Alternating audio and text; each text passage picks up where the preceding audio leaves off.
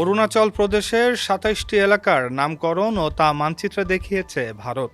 বিষয়টির কড়া সমালোচনা করা হয়েছে চীনের গণমাধ্যমে। বলা হয়েছে, এ ধরনের কর্মকাণ্ড দুই দেশের মধ্যে ক্রমশ উন্নত হতে থাকা দ্বিপক্ষীয় সম্পর্কের পরিপন্থী। দেশের মানুষকে প্রতিদিন সুরক্ষিত রাখার প্রত্যয় নিয়ে সেফটি কেবলস সহ এলো সেফ সিলিং ফ্যান।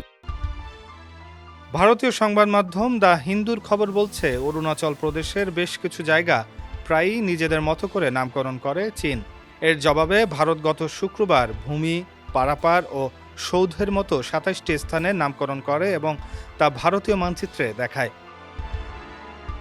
চীন অরুণাচল প্রদেশকে জাংনান নামে ডেকে থাকে এবং নিজেদের অঞ্চল হিসেবে দেখে।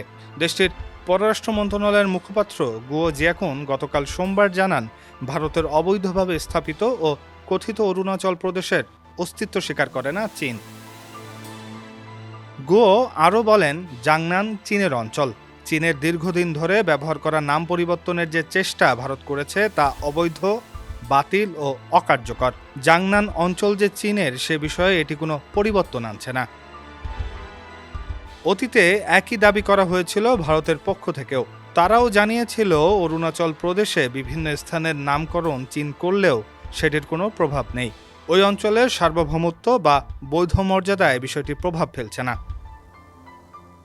চীনা সংবাদ মাধ্যম দ্য গ্লোবাল টাইমসের প্রতিবেদন বলছে, ২০১৭ সাল থেকে চীনের সংস্কৃতি বিষয়ক মন্ত্রণালয় ওই প্রদেশে ৬টি ব্যাচে নামকরণ করেছে।